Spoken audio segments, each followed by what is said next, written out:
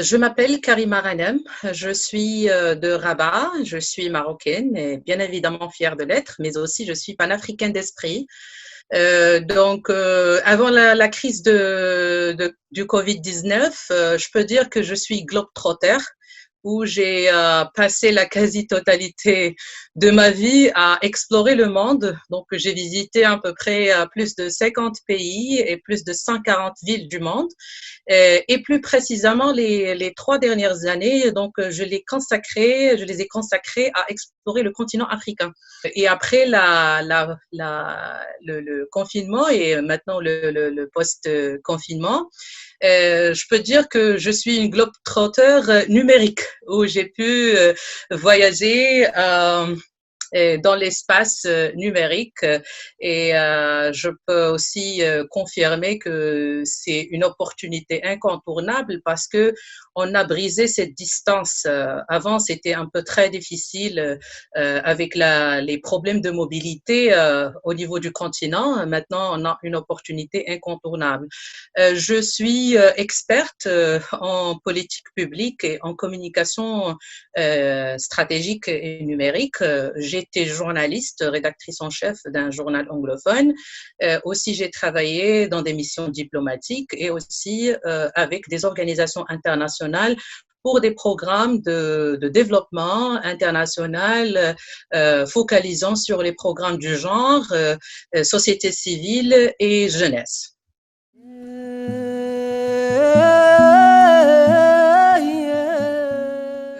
J'ai passé un bon moment à faire des recherches scientifiques sur les questions de jeunesse. Donc, j'ai presque 20 ans d'expérience, surtout une expérience confirmée dans le terrain, dans le domaine de la société civile et la jeunesse. Quand je dis la jeunesse, c'est pas uniquement au Maroc, mais au niveau du continent africain, la région MENA et aussi l'Euromed. Et j'ai aussi participé dans des recherches avec des organisations internationales sur les questions de jeunesse mondiale. Avec le printemps arabe, donc j'ai été impliquée dans l'analyse des mouvements de protestation au niveau de la région MENA et j'ai contribué avec plusieurs recherches et aussi plusieurs et contributions de conférences et de workshops sur les politiques de la jeunesse après ces mouvements de protestation. Et à cette époque-là, je faisais mon diplôme des études supérieures en gouvernance et gestion publique. Donc, j'ai choisi de travailler sur une recherche de 250 pages aujourd'hui sur les politiques de la jeunesse après le printemps arabe. Donc, je voulais examiner est-ce qu'il y a un vrai changement de politique après le printemps arabe, surtout en termes de mise en œuvre. Parce que, comme vous savez, au niveau mondial, on a beaucoup de politiques de jeunesse qui sont très, très avancées, mais sur papier, oui, d'accord, mais au niveau de mise en œuvre, toutes ces politiques et stratégies rencontrent beaucoup de problèmes au niveau de mise en œuvre et aussi le problème, c'est que le jeune, d'une manière générale, ne sent pas ces politiques sur son quotidien. Et à cette époque-là, au Maroc, on a eu des réformes très importantes, surtout des réformes constitutionnelles. On avait l'adoption de plusieurs lois, surtout les lois organiques en relation avec la régionalisation avancée. Et je me suis focalisée sur l'expérience des instances de la jeunesse au niveau local parce que je voyais que c'est une opportunité incontournable comme base de départ de renforcer la participation démocratique des jeunes au niveau local avec les collectivités territoriales. Et comme si à cette époque-là, il y avait l'introduction institutionnalisée, je veux dire, il y avait l'institutionnalisation de cette participation. Donc, je voulais examiner à tel point les jeunes peuvent, au niveau local, peuvent être une force de proposition vis-à-vis des politiques locales. Donc, j'ai travaillé sur cette recherche. Après, je me suis focalisée sur l'Afrique à travers plusieurs recherches dans plusieurs pays dans le cadre de benchmark. Bien sûr, je peux dire que nous avons plus ou moins les mêmes priorités et les mêmes problématiques, mais les approches, ils sont différentes. Donc, pour moi, c'était une opportunité de mieux connaître les différentes approches appliquées au niveau africain, mais plus précisément les initiatives des jeunes. Donc, il y a la place de l'innovation à cet égard, et le benchmark africain était très important pour moi, et aussi au niveau de la région MENA, parce que j'ai trouvé il y a beaucoup d'initiatives qui peuvent être appliquées tout en travaillant sur la contextualisation sur le contexte local. Donc, c'est l'adaptation et la contextualisation. Euh, Ça, par rapport à la recherche scientifique. Par rapport à la digitalisation aussi, je me suis focalisée sur les initiatives de la société civile au niveau de plaidoyer sur les politiques publiques, soit locales, soit au niveau national, mais en utilisant la technologie de l'information. Donc aujourd'hui, comme vous savez, avec le Covid-19, la transformation digitale a été accélérée. On parle aujourd'hui de la civic tech, on parle même de l'ONG 4.0. Donc nos méthodes de travail, ils commencent à changer carrément. Et à cette époque-là, je me suis focalisée sur les campagnes de plaidoyer en ligne. Donc, pour pouvoir examiner est-ce que vraiment les campagnes de communication de plaidoyer peuvent vraiment créer de changements à travers la mobilisation dans les réseaux sociaux. Donc, parce qu'à certains moments, avec les mouvements de protestation, on disait que c'est les réseaux sociaux qui ont créé ce changement, alors que les réseaux sociaux sont uniquement des moyens. Donc, c'est tout un package de communication, de mobilisation à travers l'utilisation des outils online et offline pour faire pression et aussi pour contribuer à influencer et changer des politiques publiques, soit nationales, soit locales. Euh, je peux dire pour mes choix universitaires et recherche scientifique, je dirais que je suis polyvalente parce que j'ai commencé par la littérature anglaise, donc ça n'a rien à voir à ce que je fais aujourd'hui. Après, je me suis dit, bon, il faut que je m'implique beaucoup plus dans la communication. Étant donné que mon rêve qui s'est transformé en objectif, c'était de devenir journaliste. Pourquoi? Parce que je voulais vraiment changer la littérature et les perceptions sur les jeunes et sur les femmes, soit au niveau Maroc, soit au niveau du continent africain. Donc, mon rêve s'est concrétisé. Donc, j'ai fait un master en journalisme et relations publiques. Et j'ai commencé à travailler en tant que journaliste. Donc, j'ai pu, à travers mes articles, mais aussi mes reportages documentaires, de changer un petit peu et d'influencer pour la vulgarisation, pour la mobilisation, pour la sensibilisation de l'opinion publique et aussi pour le changement de comportement. Donc, pour moi, c'était très important de marier entre mon expérience d'activiste de société civile pour faire remonter ces problématiques et promouvoir ces problématiques à travers ma plume, mais aussi à travers mes reportages. Et à travers le journalisme, j'ai pu connecter les gens à travers mes écrits.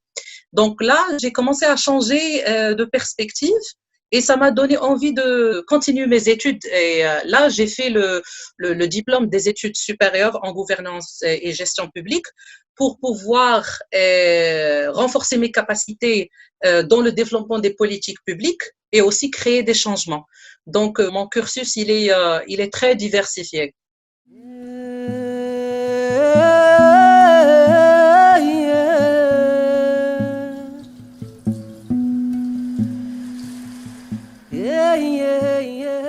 Je pense, à mon avis, il y a autant de défis pour la jeunesse africaine, mais aussi autant d'opportunités. La différence, c'est que on est en train de voir beaucoup plus les défis et on néglige les opportunités. Mais je peux confirmer que j'ai rencontré autant de talents en Afrique, dans plusieurs pays, et même des jeunes qui vivent dans des conditions très difficiles, dans des zones très marginalisées, et ils ont une sorte d'innovation vraiment inédite. Moi, ça m'a changé ma perception du fait que malgré que vous êtes dans une zone très marginalisée, vous n'avez pas de possibilités, vous n'êtes pas connecté aux opportunités, mais vous pouvez créer vos propres solutions. Et je l'ai vu avec vraiment des jeunes qui ont vraiment innové et créé des projets qui sont vraiment très, très importants pour la jeunesse et aussi pour le pays. Je peux dire, parmi les défis, c'est qu'il y a beaucoup de gens qui ont beaucoup d'idées, mais ils ne savent pas les concrétiser en projet concret. Donc, on a une banque d'idées. Mais le problème réside dans l'accompagnement, dans le coaching, dans le mentorat des jeunes. Et un autre volet, c'est que surtout les jeunes qui sont aujourd'hui à la recherche du travail, ils sont tellement perdus. Donc, il n'y a pas de programme spécifique dédié à ces jeunes pour les accompagner à faire quelque chose en attendant de trouver un travail ou créer même leurs propres entreprises. Je peux dire une petite expérience dans ce sens-là. Il y a un petit slogan qui dit Turn what you love into what you sell. C'est-à-dire, il y a des gens qui ont beaucoup de talent. Je peux dire, dans la période du confinement, j'ai rencontré beaucoup de gens qui me disaient je commence à découvrir mes talents. Donc, l'idée, c'est aider ces jeunes-là à faire découvrir et redécouvrir leurs talents, travailler et retravailler ces talents pour être beaucoup plus professionnels, mais passer aussi à la monétisation de ces talents. Aujourd'hui, il y a beaucoup d'opportunités sur les réseaux sociaux et sur le numérique d'une manière générale pour faire rentrer des revenus. Donc, vous pouvez gagner de l'argent, vous pouvez être plus autonome juste en travaillant sur Internet. Donc, je pense que c'est question d'optique et c'est des questions de comment voir les choses et de sortir de ce qu'on appelle le comfort zone et think outside the box. Donc, ça, je pense que c'est important. Deuxième chose, c'est qu'il y a beaucoup de défis par rapport au métier de demain. Aujourd'hui, je pense la préoccupation numéro 1 avec la crise Covid ou même avant Covid-19, c'est l'emploi. Donc, aujourd'hui, on a vu il y a une perte d'emploi énorme et il y a beaucoup de prévisions dans les 10 prochaines années qu'il y aura encore plus de pertes d'emplois avec l'intelligence artificielle, l'automatisation, la digitalisation. Cela nécessite un mindset différent et un écosystème différent. Donc, aujourd'hui, au niveau africain, on n'a pas encore pu réfléchir, premièrement, comment retenir notre jeunesse en Afrique, parce que les taux d'immigration, soit le brain drain ou l'immigration clandestine, il est inquiétant et énorme. Comment renforcer ses capacités, comment motiver ses capacités, comment retenir ses capacités pour qu'ils puissent être productifs et servir leur pays aujourd'hui. Et aujourd'hui aussi, comment accompagner et coacher ces jeunes-là pour faire face à ces défis de demain. Donc, à travers, bien évidemment, la réforme dans le système éducatif, pour qu'on puisse avoir un système qui mène à l'employabilité, qui est plus adaptable au marché d'aujourd'hui et au marché émergent. Et aussi sortir de cette pensée que le diplôme, il est la chose la plus importante. Aujourd'hui, on a vu beaucoup de transformations au niveau mondial. Il y a des pays qui adoptent d'autres méthodes et visions de travail. Le diplôme et l'éducation, elle est très importante. Personne ne peut le nier, mais c'est pas la seule chose. Il y a beaucoup de jeunes qui ne voient pas cette opportunité de renforcer les life skills, les compétences de vie et les soft skills qui peuvent renforcer leur chance de trouver un emploi ou même créer leur propre entreprise. Donc, en fait, l'idée ici, c'est comment établir des programmes destinés à cette jeunesse, comment créer des hubs et surtout aujourd'hui des hubs digitalisés qui brise cette question de mobilité et de distance pour renforcer les capacités des jeunes aujourd'hui en digitalisation, parce que aujourd'hui c'est un fait qu'on fait le télétravail, qu'on fait le e-learning, que les compétences numériques, ils sont importants aujourd'hui pour l'emploi, pour le partenariat, pour le travail d'une manière générale. Donc, il faut forcer à ce qu'on a une culture numérique déjà, renforcer les compétences numériques et peut-être, je peux dire même plus loin, adapter le système éducatif pour qu'il puisse s'adapter à cette transformation digitale. Donc, je pense qu'il y a autant d'opportunités, il faut juste avoir vraiment des politiques qui sont inclusives, qui prennent en considération toutes les couches sociales et se focalisent beaucoup plus sur la voix des jeunes dans tout le processus de développement des politiques à la mise en œuvre et aussi à l'évaluation.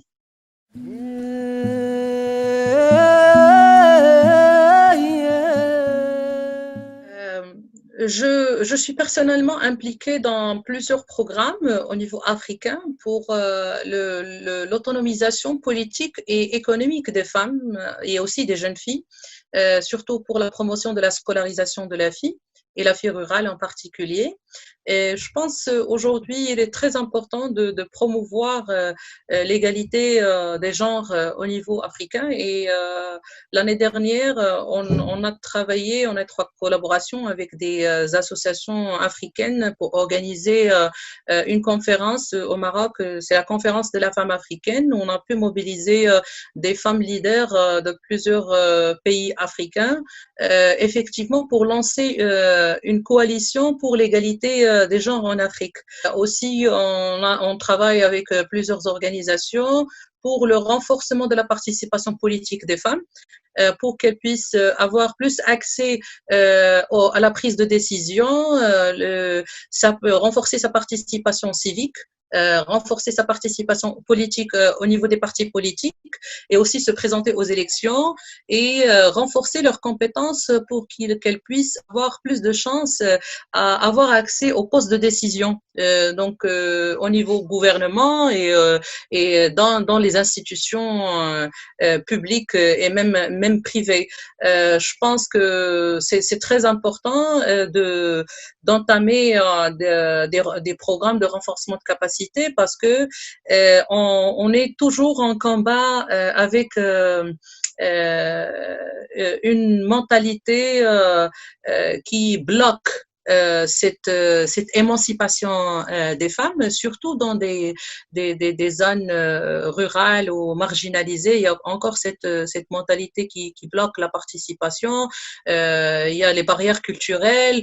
Donc, le combat n'est pas au niveau législatif. Donc, on a fait beaucoup de plaidoyer pour la mise en place des politiques sensibles au genre, faire entendre la voix des femmes dans la prise de décision sur plusieurs volets, le plaidoyer pour le système de quotas, mais cela n'est pas suffisant parce que si on ne l'accompagne pas avec des programmes de renforcement, d'autonomisation et aussi de sensibilisation, de vulgarisation, la sensibilisation et la conscientisation doit se faire et en parallèle avec les réformes législatives et politiques.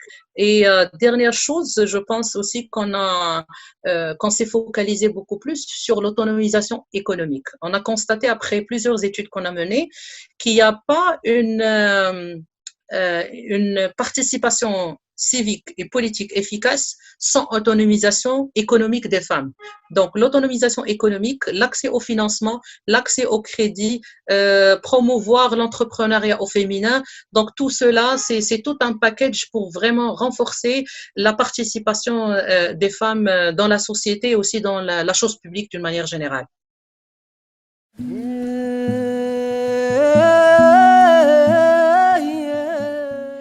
Donc, Africa My Home, donc l'idée est venue en Tanzanie, à Dar es Salaam, 2017. Et moi, j'ai été inspirée par le discours de Sa Majesté le Roi lors du retour du Maroc à sa maison institutionnelle, qui est l'Union africaine, et où il a précisé que l'Afrique, c'est notre maison et c'est notre devoir collectif de co-construire les fondements de cette maison d'une manière durable. Aujourd'hui, on a cette nécessité de s'approprier nos propres solutions. On a travaillé sur cette vision de Africa My Home à partir du sommet africain sur l'action humanitaire qui a été en Tanzanie. Et pour moi, c'était une simple idée que j'ai lancée. Et les participants à cette conférence, ils ont apprécié le fait de travailler sur ce projet-là. Cela a nécessité un an de travail et de coordination avec plusieurs partenaires au niveau du continent africain. Et l'idée s'est concrétisée au Maroc en 2018 où on a organisé le Pan-African Humanitarian Summits and Awards. Donc, on a mobilisé 42 pays africains pour discuter l'agenda 2063 de l'Union africaine, l'agenda des Nations Unies 2030, les sujets en relation avec le genre, l'immigration, et à travers les conclusions qu'on a eues, on s'est dit Africa My Home ne doit pas rester un slogan. Donc, on doit travailler tous ensemble à concrétiser cette vision en projet concret. Donc, on a commencé à traduire les recommandations du sommet et on a créé le projet Africa My Home. Aujourd'hui, on est en phase de finalisation du concept Africa My Home en tant que start-up de jeunes qui va effectivement travailler sur le renforcement des capacités des jeunes et des femmes, surtout dans les programmes d'autonomisation économique et politique en utilisant l'innovation et la technologie au service de développement. Et maintenant, on a fait une petite étude lors du Covid-19 et on est en train de voir des nouvelles méthodes de travail pour assimiler ces changements du Covid-19 et mieux offrir d'autres types de services, surtout dans nos approches d'accompagnement pour les jeunes et les femmes au niveau du continent africain.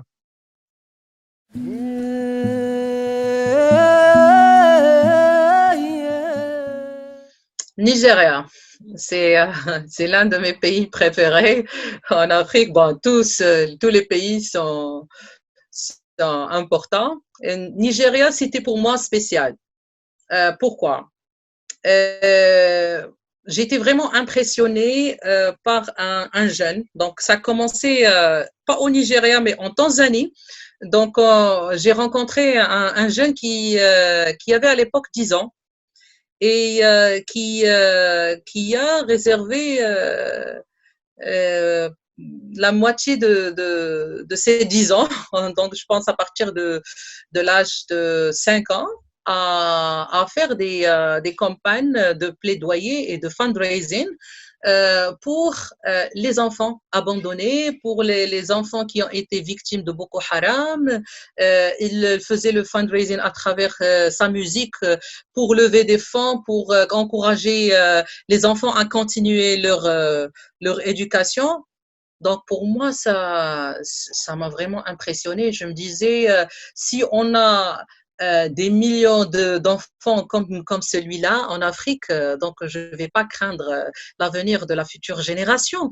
Donc j'ai commencé à avoir des contacts avec des organisations et après ma première visite, j'étais vraiment impressionnée par la jeunesse nigérienne. Donc ce que j'ai apprécié, c'est que ils ont cette forte persévérance.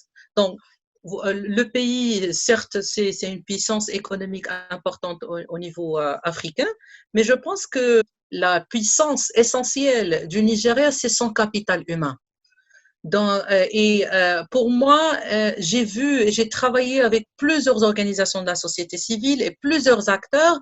Pour moi, c'est des gens qui ont des idées innovantes et malgré les situations et les défis qu'ils peuvent rencontrer, ils ont une persévérance incroyable et ils travaillent vraiment pour concrétiser ces idées. Et si on veut voir l'aspect de l'innovation et l'entrepreneuriat social, au Nigeria, il y a un énorme potentiel des jeunes entrepreneurs qui ont vraiment créé des projets très innovants qui sont implémentés soit au niveau du Nigeria ou au niveau du continent africain.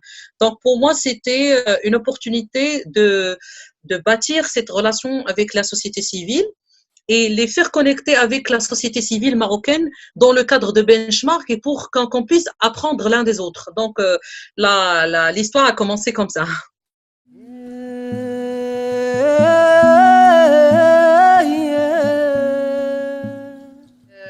Aujourd'hui, l'environnement est un élément très important dans les politiques internationales. Donc, vous voyez toutes les négociations diplomatiques dans le cadre des conférences sur le changement climatique. Et on l'a compris, assimilé beaucoup plus lors du Covid-19 avec le confinement. Donc, le changement climatique a été un élément phare. Et on a une nouvelle génération des jeunes qui font un plaidoyer important sur l'environnement. Néanmoins, bien sûr, pour renforcer ces jeunes-là et ces femmes pour s'impliquer davantage dans le plaidoyer environnemental, je pense que déjà, les femmes, ils ont un rôle fondamental à jouer dans l'adoption des modes de consommation, aussi dans la gestion des ressources naturelles et de production durable, et aussi écologiquement rationnelle. Mais je pense qu'il y a un élément important qui doit se faire en termes de politique et de législation pour renforcer leur rôle, pour qu'elles puissent faire entendre leur voix dans la prise de décision. Donc, pour nous, par exemple, au Maroc, on a développé les mécanismes de démocratie participative où les instances de parité, égalité des chances et l'approche genre, ils ont leur voix dans les politiques locales et régionales, aussi les instances chargées des questions de la jeunesse, où ils peuvent donner un avis, par exemple, sur les politiques d'urbanisation, les programmes d'environnement. Ils peuvent faire le plaidoyer pour l'intégration de l'approche sur la dimension environnement dans les programmes de développement régional ou programmes d'action communale ou dans les politiques nationales. Donc déjà, la partie législation, elle est très importante parce qu'il faut institutionnaliser cette participation. Deuxième chose, c'est aussi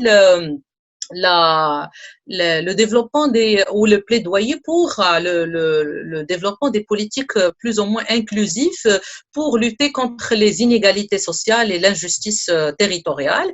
Et dernière chose, c'est l'autonomisation. Donc, il faut assurer une autonomisation économique des jeunes et des femmes pour les permettre de continuer à produire, à innover, à créer des entreprises écologiques et des projets qui visent effectivement le développement d'un nouveau écosystème écologique pour renforcer cet aspect de plaidoyer environnemental.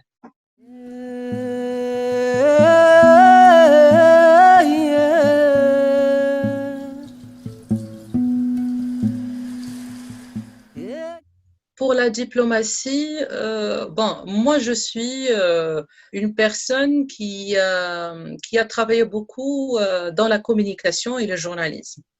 La diplomatie nécessite aussi la communication, nécessite la négociation, nécessite un travail relationnel. Donc, presque une grande composante des sous-thématiques de la communication et présente dans les actions diplomatiques.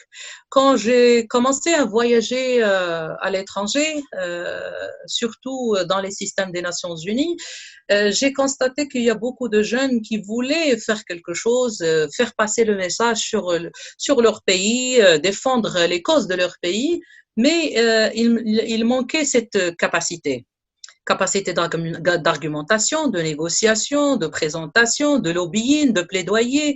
Donc, je me suis dit, euh, c'est mon devoir de travailler un petit peu sur cet aspect-là. Donc, la diplomatie nécessite la communication, nécessite le storytelling, nécessite le plaidoyer, etc. Donc, pourquoi pas ne pas travailler dans ce champ-là. Euh, D'où vient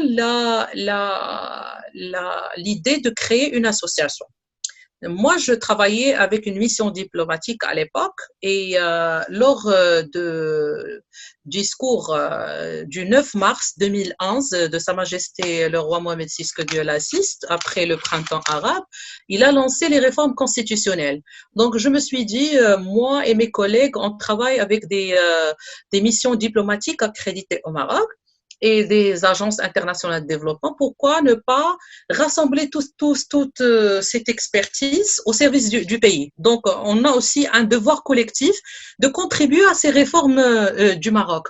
Donc, l'idée a commencé à travers le rassemblement de l'expertise et après plusieurs années de recherche et aussi de participation internationale, on a très bien constaté que le problème vraiment réside dans le renforcement de capacité. Donc, c'est pour ça qu'on a créé une académie de renforcement de capacité à travers un concept qui se focalise sur la jeunesse qui s'appelle YouLead. YouLead, pour nous, c'est You, c'est la jeunesse, c'est vous. Et lead, chaque lettre a sa signification. Donc, lead, pour nous, c'est learn. Donc, on offre un espace d'apprentissage dans plusieurs domaines. I, c'est empowerment. Donc, on fait le renforcement et l'autonomisation des jeunes leaders qui vont être les futurs décideurs. Et puis, et c'est la advocacy, donc tout un renforcement dans le domaine du plaidoyer local, national et international. Et la dernière chose, c'est D. D, c'est develop. Donc, comme on a discuté auparavant, c'est que les jeunes, ils ont des idées, mais ils savent pas les concrétiser en projets concrets. Donc, c'est notre approche et on a commencé à renforcer les capacités des acteurs non étatiques pour être mieux armés des soft skills de communication et aussi pour mieux représenter leur pays au niveau des instances internationales.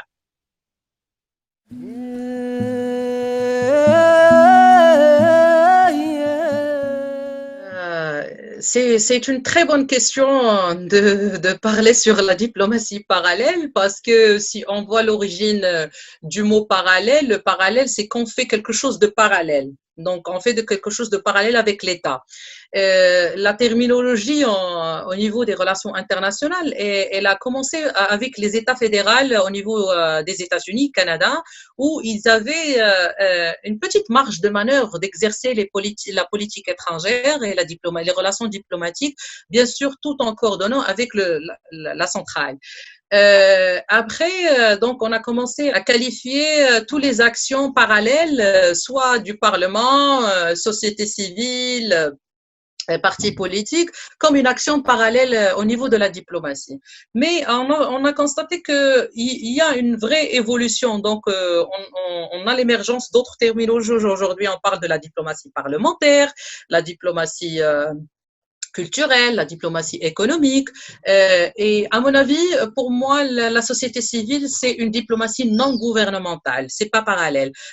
Pourquoi? Parce que la société civile, elle est indépendante. Donc, on collabore avec l'État, bien sûr, on collabore avec la société civile, on collabore avec les partis politiques, avec le Parlement, parce que la diplomatie nécessite une harmonisation des actions et une synergie. Mais les acteurs de la société civile, ils sont indépendants. Donc, ils connaissent, ils maîtrisent très bien les orientations stratégiques, les visions, les objectifs de la politique étrangère, mais ils font passer le message à leur manière. Donc, c'est pour ça que je dis que la diplomatie qu'on est en train d'exercer en tant qu'acteur de la société civile, c'est la diplomatie non gouvernementale, et la diplomatie exercée par les acteurs, c'est une diplomatie populaire.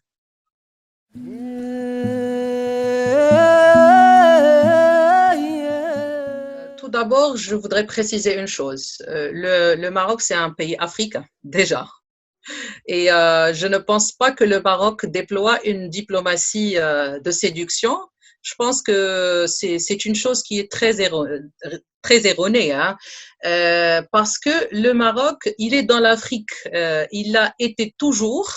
Et depuis des décennies, le Maroc a entamé une politique de renforcement de coopération sud-sud. Et vous savez, le Maroc, il est l'un des pays phares qui a créé l'organisation de l'Union africaine. Aujourd'hui, c'est l'Union africaine. Et même et même durant la rupture, avant le retour, encore une fois, à l'Union africaine, le Maroc n'a jamais quitté l'Afrique. Donc, ça, le renforcement de la coopération sud-sud au Maroc, c'est pas une politique de soft power, c'est pas une politique de séduction au continent africain, c'est une politique qui est basée sur les valeurs marocaines, donc les valeurs de partage, de coopération.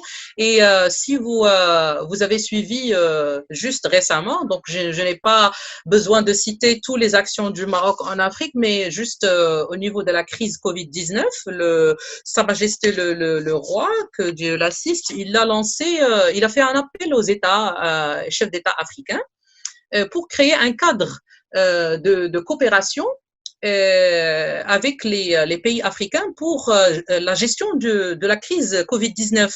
Cette action s'est concrétisée par l'envoi de l'aide humanitaire et aussi sanitaire une quinzaine de pays africains. Je pense que dans le cadre de cette stratégie et benchmark, le Maroc, il a toujours insisté que les solutions africaines doivent être africaines, faites par les Africains et pour les Africains. Donc, dans cette perspective, le Maroc n'a jamais cessé de renforcer ses relations, soit bilatérales ou multilatérales, à travers plusieurs types de coopération. Le Maroc a signé plus de 1000 partenariats économiques avec plusieurs pays africains. Sa Majesté le roi lui-même a visité les pays africains, plus de 50 visites dans les dernières décennies. Et cela traduit vraiment la volonté du Maroc pour faire élever cette coopération sud-sud. Et récemment, les 2 dernières années, le Maroc a été élu champion de l'Union africaine dans les questions d'immigration. Donc, l'Afrique, pour nous, c'est nous. Donc, on est africain, on est panafricain. Donc, pour moi, je pense que cette perception, elle est erronée. Donc, ce n'est pas une politique de soft power. Ça fait partie de nos valeurs marocaines, ça fait partie de nos valeurs africaines. Comme on dit, l'Afrique, c'est notre maison. C'est notre devoir collectif de la construire tous ensemble.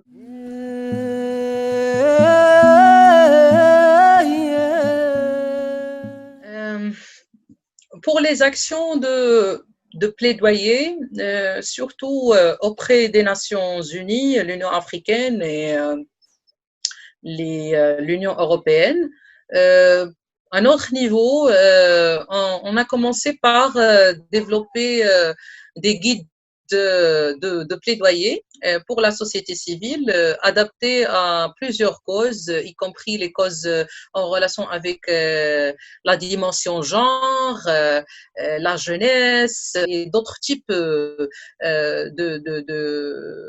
thématiques importantes qui sont d'actualité discuté souvent dans les instances internationales, surtout les Nations Unies. Donc, on fait le renforcement de capacité dans ce sens-là parce que cela nécessite un plaidoyer professionnel et un lobbying particulier. Il y a déjà la question des droits de l'homme, il y a d'autres types de questions qui sont très importantes où la société civile est appelée à produire des rapports parallèles, faire des plaidoyers, des pétitions, des mémorandums. Bien sûr, nous, en tant qu'association, on participe aussi au plaidoyer, mais notre objectif, c'est beaucoup plus de renforcer d'autres associations à mieux mener les actions de plaidoyer à travers le développement des guides spécifiques, à travers le renforcement de capacités et aussi à travers le travail sur le réseautage. Il y a autant de mécanismes de participation offertes par ces instances internationales pour renforcer la participation de la société civile dans la prise de décision internationale. Mais la grande majorité des acteurs et des associations ne connaissent pas ces mécanismes et ne connaissent pas les procédures pour pouvoir participer pleinement à faire entendre, à se faire entendre et faire entendre aussi les voix des populations vulnérables au niveau des programmes des Nations Unies, etc. Donc, pour nous, notre devoir, c'est de renforcer le partenariat avec d'autres organisations, mais se focalisant beaucoup plus sur le renforcement des mécanismes de participation dans la prise de décision mondiale.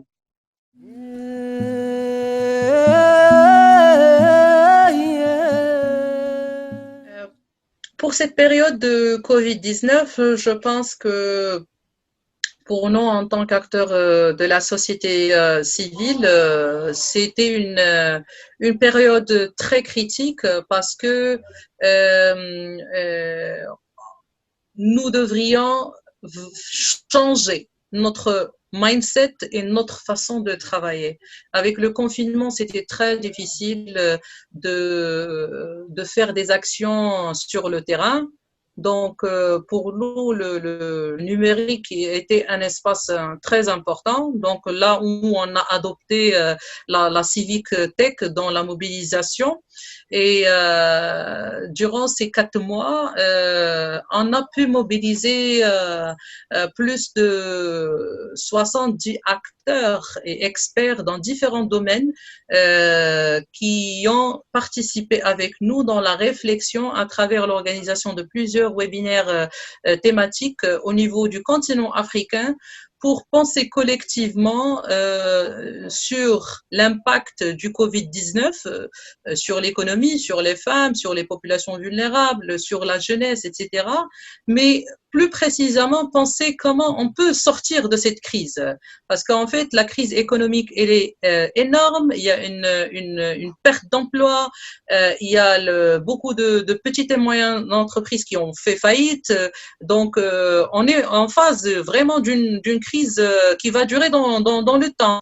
Donc, pour nous, c'était une période de réfléchir sur un nouveau écosystème et aussi contribuer par des propositions concrètes parce que le Maroc et aussi d'autres pays africains, ils sont en train de développer une réflexion pour développer de nouveaux modèles de développement. Donc, et bien sûr, prendre en considération ces données du Covid-19 et à travers aussi l'intégration de ce qu'on appelle les cellules de crise en tant qu'approche transversale, soit au niveau de la société civile, soit au niveau des pouvoirs publics. Aujourd'hui, on est en phase de crise, on est surpris par la crise, mais nous devrons penser d'une manière durable à ce que la gestion de crise et la communication de crise soit une chose qui est une partie intégrale de notre façon de faire et notre travail. Donc, dans les mois à venir, nous allons pouvoir présenter des alternatives à travers une recherche qu'on mène aujourd'hui au niveau africain pour la partager avec l'Union africaine et aussi avec les décideurs au Maroc et Nations Unies et d'autres pays.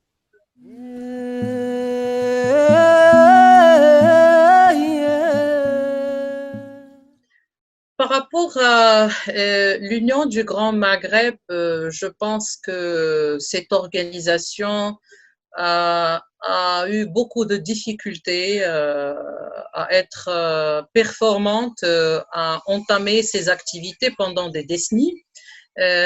Si on compare l'Union du Grand Maghreb et son activité politique, c'est vrai, elle avait moins d'actions